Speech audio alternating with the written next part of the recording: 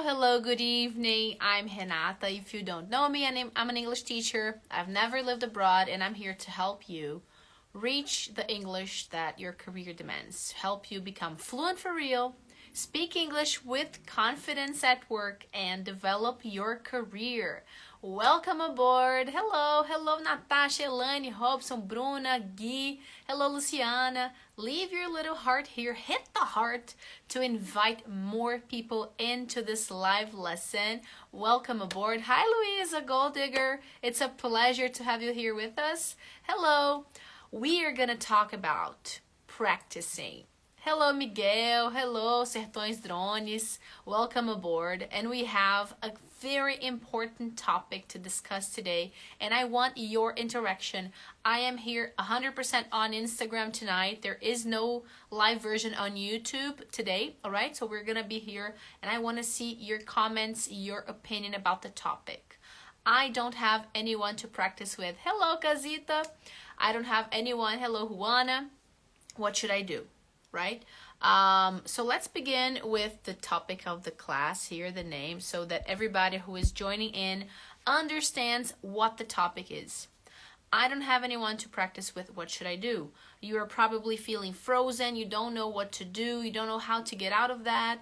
You may think that the only solution is finding, a private teacher, or that the only solution is moving abroad, living abroad to practice.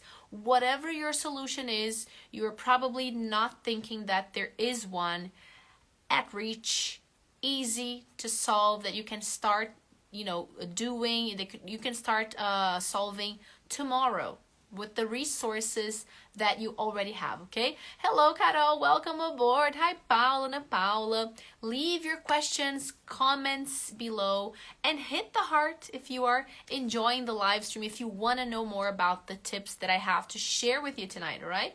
Hello, Vinicius Gold Digger as well. Welcome aboard. So let's move on then. I'm going to show you guys... first of all, I want to tell you about who is this class for, right? I want to clarify that in case you're wondering, is this class for me? If you're insecure about your practice, if you don't have anyone to practice with, you don't have a teacher, you're not in a course, you don't have friends who speak English, you don't have anyone, okay? You don't have any way to practice your English, and you need to speak English at work. You don't need to write English at work only. You need to speak, whether because you are in a position that requires speaking, right? Sertões Drones is saying here, I really need to practice my English. Whether you are in that position today, or if you know that English is the door to your promotion, that English is the door to your next job position, to the growth that you're looking for, to the development in your career that you're looking for. This class is for you. If you want to be fluent for real, if you want to speak English with confidence at work, you're tired of feeling insecure, you're tired of shaking before, meetings or during meetings, this class is for you. So stay here with me, right? Okay, so let's move on then. I'm gonna change the images and change the visual aids to help you guys to follow, right? Help you guys follow. Let me just grab my notes here, because as a teacher, I love preparing my classes carefully and thoroughly. Okay, so that's it, okay? Now, if you also believe that conversation classes are the path to reach the English that you're looking for, this class is for you. All right, so first of all, practice is key. We all know that. That's so obvious, isn't it? We all look for practice. We want to practice, but usually we don't know how to do that so well as to use every minute and make every minute count. Make every minute of your English practice count. And that's what I want to do here with you tonight. I want to help you make every minute of your practice count. I want to help you know how to do that. So first of all, we're going to talk about the 3 pillars of effective practice, all right? Just doing any kind of practice is not enough. A taxi driver drives for work, right? Every single day. That's not the same as practicing to become a Formula 1 pilot. And did you know that Lewis Hamilton rarely drives? He rarely drives. I heard him say that in an interview. So he's a pilot, but he doesn't drive in the city. Two different things, right? So driving is not the same as driving in a Formula One car is not the same as driving around the city. So we have to do the right practice to make it effective and make your minute count, because you're busy. You have work, you have family, you have pets, you have your social life, you have maybe an MBA going on, a lot of pressure from your boss, your work. So this is what we're going to be dealing with, right? The 3 pillars. So basically you need all 3 pillars to reach the English that you're looking for, okay? Fluency. In the first 2 levels, you can and you should work on your own, okay? Like breaking the two first levels. You don't need anyone to practice in the first 2 levels of the pillars, in the first 2 levels of the practice that we teach in our method. We talk about those 3 levels in our method, right? The ACE method. So overall, what you want to do is you want to transform your passive knowledge into active knowledge. And you need all the 3 pillars of effective practice to do that. Actually, you need all the 3 levels of practice to do that. But you also need the 3 pillars of that effective practice. Before I talk about the 3 pillars, I just want to say that using your voice is key anywhere in any level of practice that you're in. Example, you are doing grammar exercises, you are responding written questions, all right? Because you just started to study something and you were, getting deep into that and you want to, do some grammar exercises. Use your voice. Try to do that by using your voice. Respond the exercises orally. That's one thing that you can do while you are studying. That's going to be self-practice of your speaking abilities, not necessarily your written abilities, all right? So use your voice throughout the process of your practice. At the beginning, when you are even in the basic, level, some people do that. But you're intermediate, you're advanced, you want to become fluent for real. You're not basic anymore. You can understand everything I'm saying. You're not basic anymore. So you're going to use your voice, okay? So 1, respond questions out loud. Respond grammar exercises out loud. Or respond them in the written form and then read that out loud, to mark that, to teach your brain, hey, I want to be able to say this thing, not just read this thing, or not just respond using a pen or a pencil, all right? Mateus is saying true. All right, Mateus, I'm glad you agree with me. I'm glad you're following and you like what you're hearing. 2, comprehension questions. When you are reading a text and you have an exercise that requires, responding questions about a text, why not transform that into, self-practice, conversation with yourself? You can respond comprehension questions out loud. Use your voice. Transform something that should be only written into something that is spoken. Organizing your ideas while you're speaking is much more difficult than organizing your ideas while you're writing. All right? Okay, Paula is asking here, passive knowledge, would it be reading and listening? Active knowledge, would it be speaking and writing? Also, Paula, that makes sense, okay? Reading and listening are more passive abilities than speaking and writing, for sure.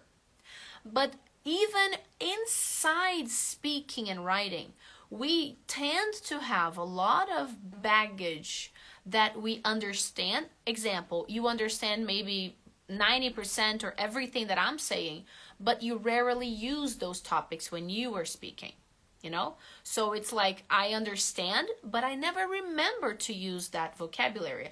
It never comes to me, I don't access that when I'm speaking. So I want you to transform that into active all right? All that vocabulary that you know and you study and you incorporate, I want that to become part of your life. I want that to become something active, all right? And using your voice plays a big role in that process, okay? So responding traditional grammar exercises out loud, responding comprehension questions out loud, reading texts out loud, practice your pronunciation, practice your intonation, practice reading out loud, practice even numbers. When you have to say numbers out loud, it's not the same. You know, when you're reading them, you're maybe reading it even in Portuguese, but then you have to read them out loud in English. So transform the text that you're reading into speaking practice. Read them out loud. Apps and games that require voice command. Nowadays, with technology, it's a great moment to be learning a language. André is saying, I like to practice on chat roulette. Is that an app, André? Can you explain to me how it works? So yeah, like I was saying, apps and games that require voice command. Voice command meaning the answer has to be in voice command. You can't write the answers, type them in, or choose the correct answer. You know, you have to remember, access that knowledge through the recalling ability of your brain. You're not just recognizing A, B, C, D. This is the right answer. It's more difficult. It's more effort.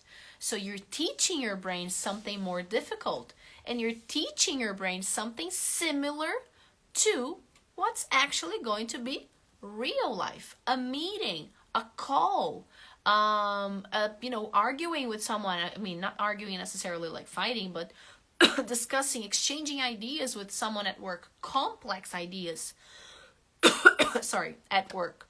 So, meaning you gotta you gotta know what you're doing. So the more you do that, the closer you are to reality, the better for you, okay? So that's also another possibility, voice command in apps and games, we have some recommendations about those. Leave them in the comments if you want to know more about that. And talking to yourself, that's also something that you can do to get closer and closer to the fluent English that you're looking for, and practicing even if you don't have anyone to practice with. Any teacher, any friend, any native friend or Brazilian friend, no one. You have no one to practice with. You can talk to yourself out loud.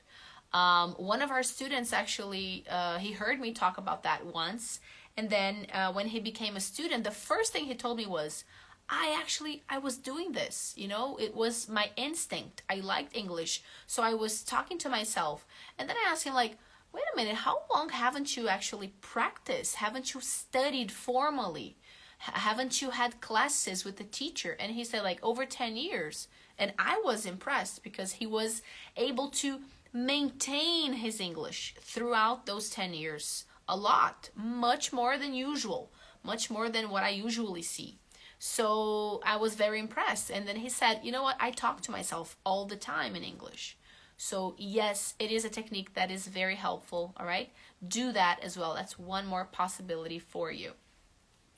Now, about the pillars of effective practice.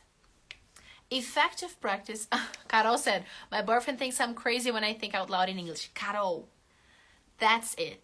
People do think we are crazy or maybe showing off that you talk to yourself in English, but really, you're not. You're just trying to improve your English because your English is important in your life. Your English takes you to places that probably nothing else does.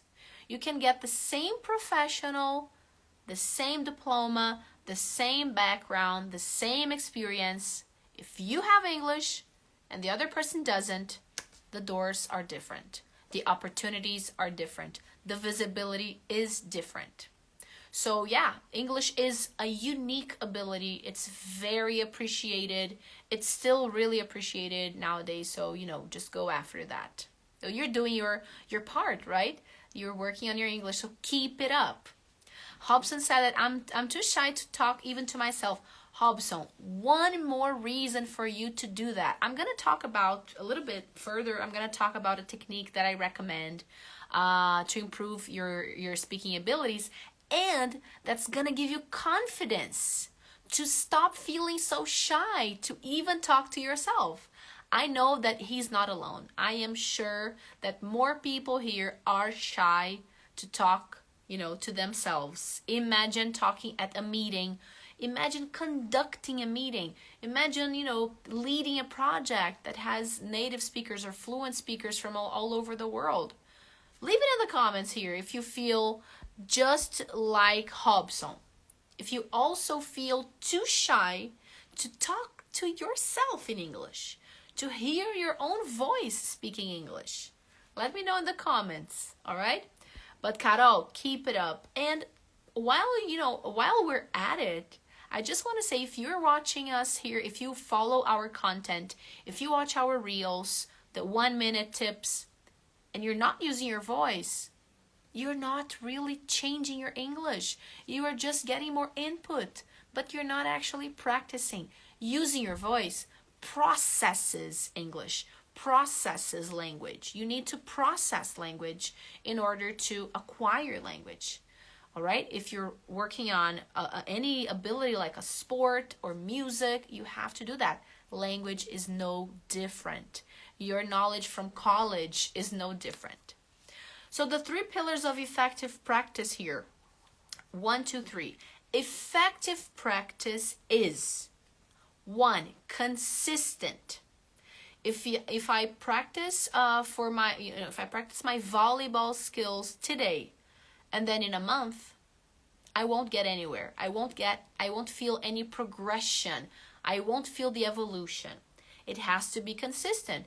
Even if it's a little bit every day, even if it's a little bit 3 times a week, even if it's a little bit 4 times a week, for example. But if it's 1 time and then in 15 days I practice again, that's not taking me anywhere.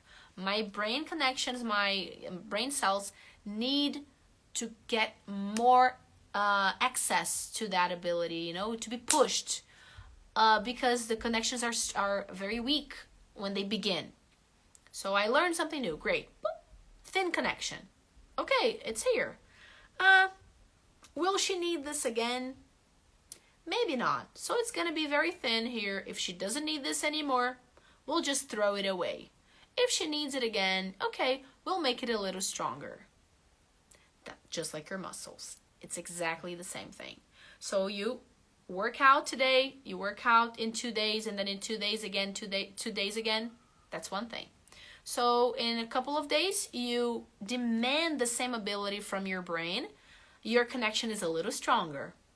And then in 2 more days again, it's a little stronger. So that's what's going to make you learn. That's what's going to make you reach the English that opens doors in your career, to reach the English that gives you confidence at meetings, that allows you to lead meetings.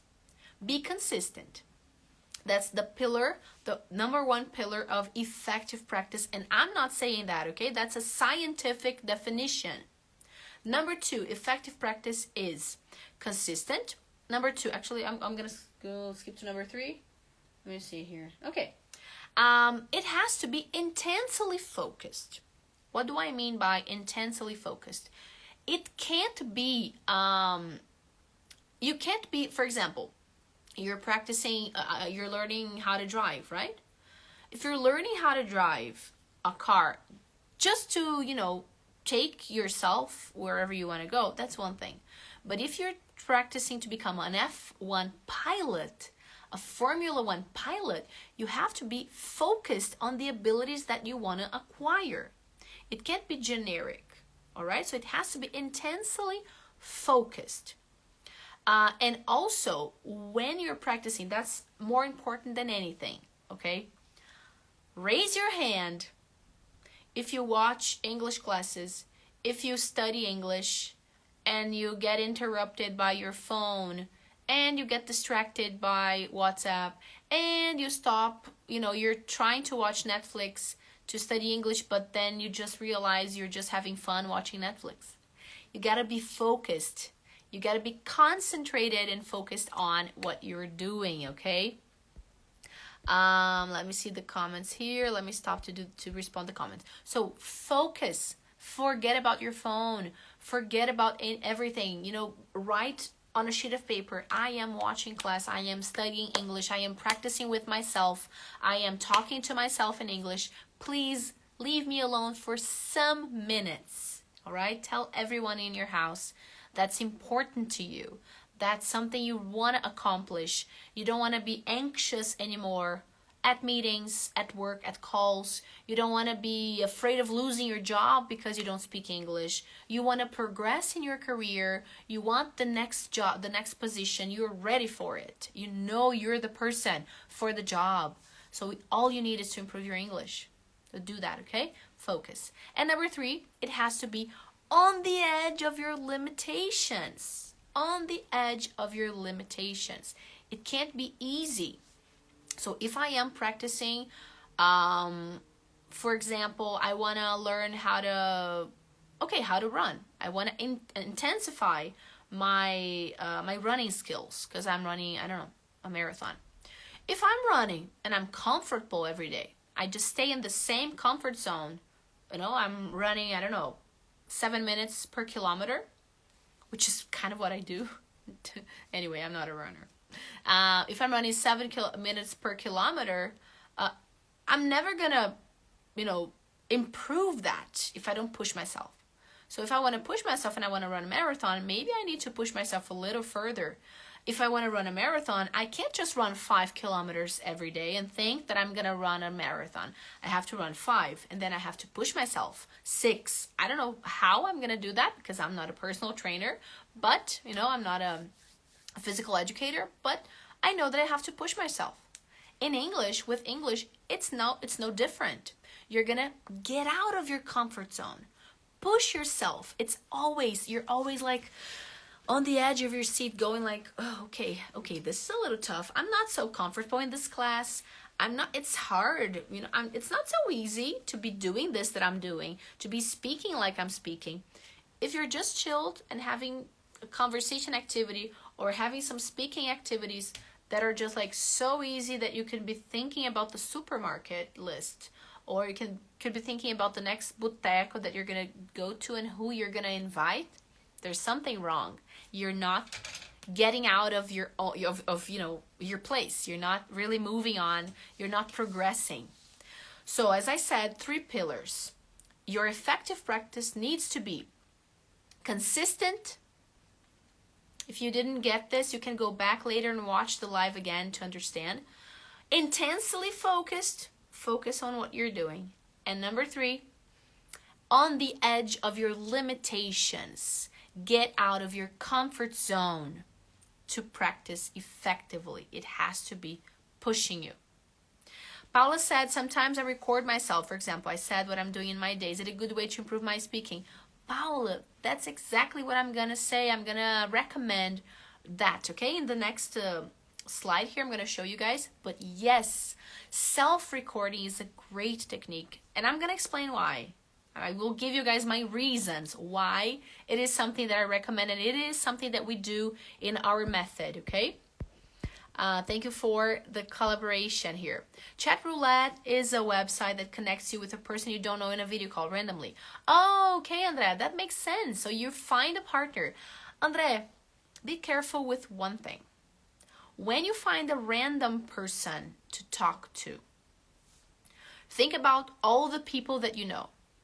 How many people around you would be able to have a conversation that adds to your English? Not in terms of, oh, the person has to be better than me. I'm not saying that. What I'm saying is, are you guys on the same, are you guys on board when it comes to what you're going to talk about? Because if you choose someone randomly and you're going to talk about what you do, where you live, what you like to do, are you following rule number 3 of it has to be on the edge of my limitations? Or are you basically using present, past, and future, which is basic English? Usually when we have chats with people we don't know and it's only social, we tend to stop there.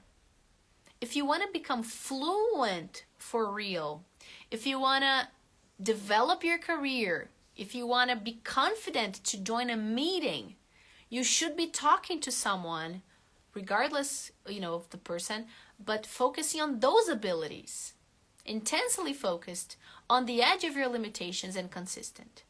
All right? So make sure that, yes, if you want to find a partner on chat roulette to talk to, okay, but find the exact practice, the best practice for your objectives.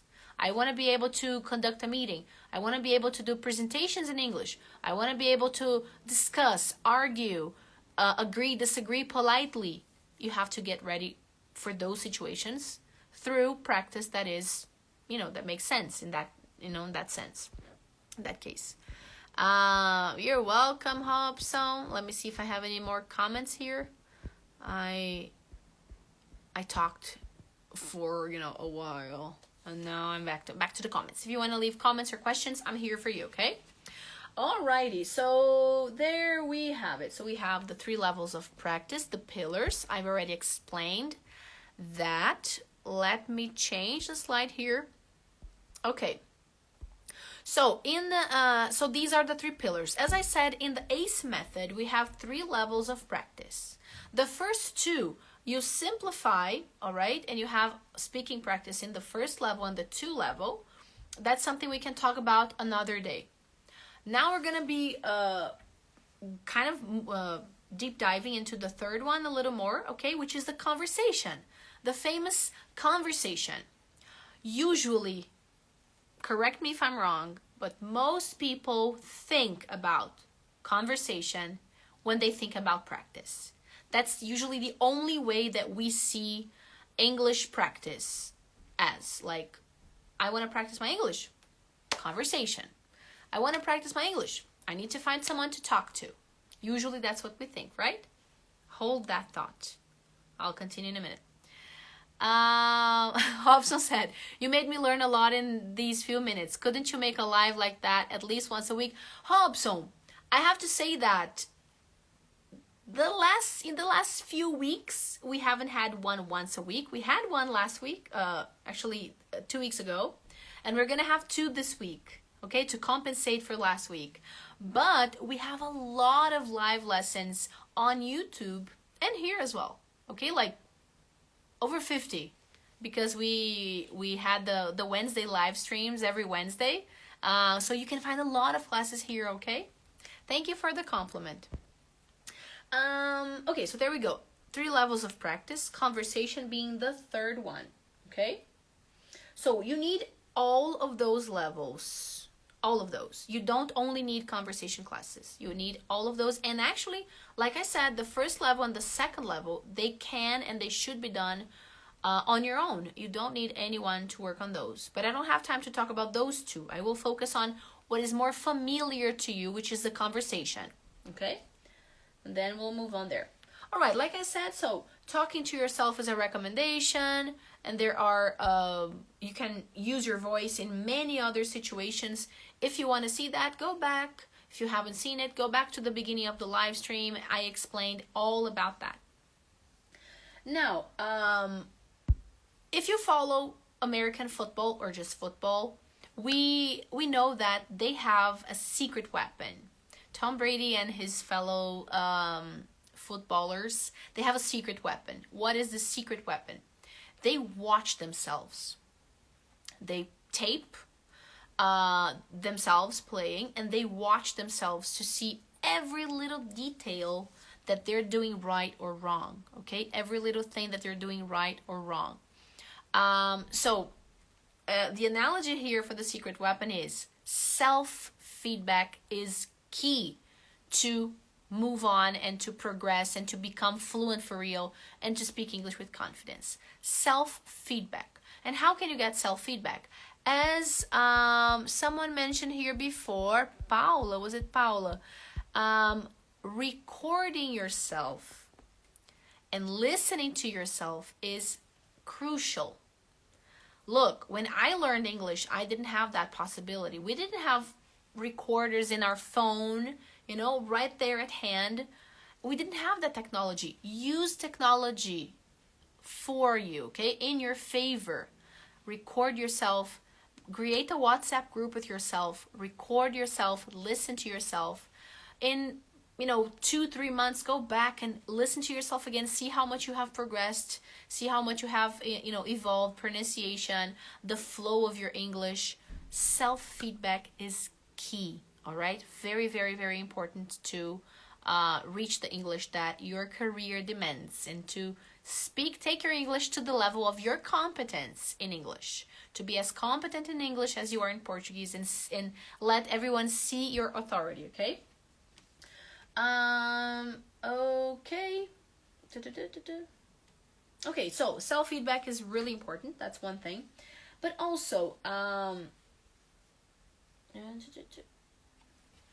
many people are concerned about having someone, to partner up with, and having someone to talk to. All right, but it's not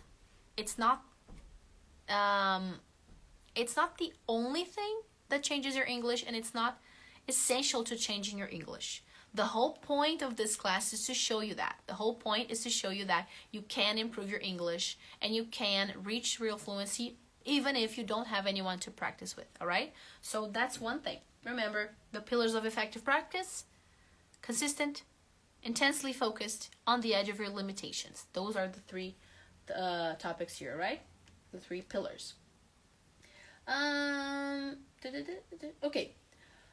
So basically, I'm not saying you don't need and you can't have anyone to practice with, or if you have someone to practice with, you should say, no, I don't want you. I'm not saying that. But I am saying that it's possible to do it on your own, all right, and reach much, much, much, much more than you believe. Since I know everyone likes a list of what to do and what not to do, let's move on to the do's and don'ts. Do's and don'ts of practicing by yourself, and reaching the English that you need at work. So let's go to the list of the do's. Like I said, record yourself for self-feedback, okay? Record yourself, WhatsApp group with yourself, use your phone, record and listen to yourself. Besides the whole, you're going to listen to yourself and you're going to see the mistakes and you're going to be able to correct that.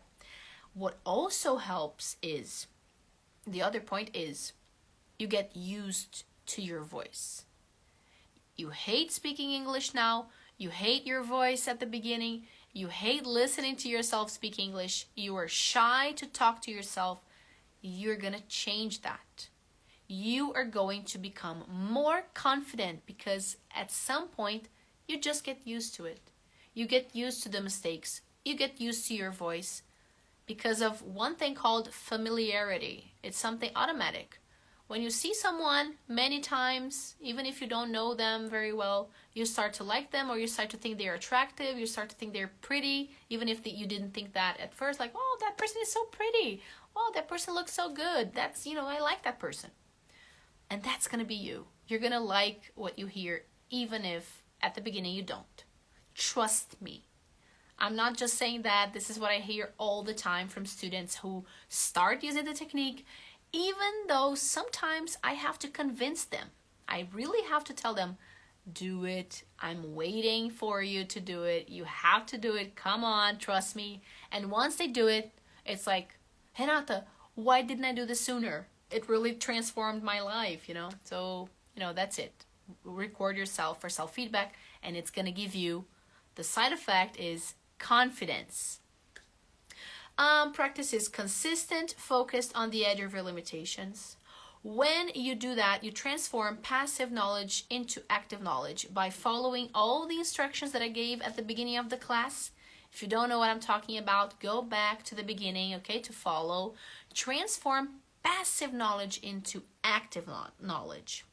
And also work on all three levels of practice. The first level, the second level, and the third level of practice. Just to quickly explain what I mean, all right, an analogy is, when I learn how to play soccer, first I have to learn how to kick. I kick the ball into the goal. Second level of practice would be two people. I pass the ball to a person, they pass the ball back to me, and I kick. So there is more complexity there. And then the third level would be a real game, right? In English, let's exemplify this with pronunciation. I pronounce words, I work on words that have a specific sound, and then I work on sentences that have a specific sound, and then I work on a whole text that has many, many sounds, and then I speak with all of that correctness of speech that I have already done through the practice levels, all right? So conversation and actual interaction would be the last level of practice, okay? That's kind of what I mean when I say work on all three levels of practice. This is something we do at Fluent For Real. I don't have time to go through that today because I'm focusing more on the self-practice in terms of the third level. But we can, have a class about that later on if you guys want to. All right, if you're enjoying the class, leave your click on the heart here, okay, to make sure that I know that you guys are enjoying. And what should you not do? What shouldn't you do? You should never freeze and just give up and, stop progressing because you don't have a partner. I don't have anyone to practice with, so I'm not going to. The time is now. It's not too late and it's not too early to begin. The time to begin studying is now. The time to transform your English is now. The market will pay you back. The market will reward you for having a better English tomorrow than you have today. For having a better English next month than you have today. So don't start now, okay? Don't freeze just because you don't have a partner. Use all the tips that I gave you here. Start today by yourself, all right? And don't put all your hopes on private classes and private conversation classes or conversation classes in general or chats with native speakers or chats with random friends online. Don't put all your hope on those interactions. Your focus should be on how you are leading those classes, those activities, those moments of practice. It's in your hands to take your English to the next level.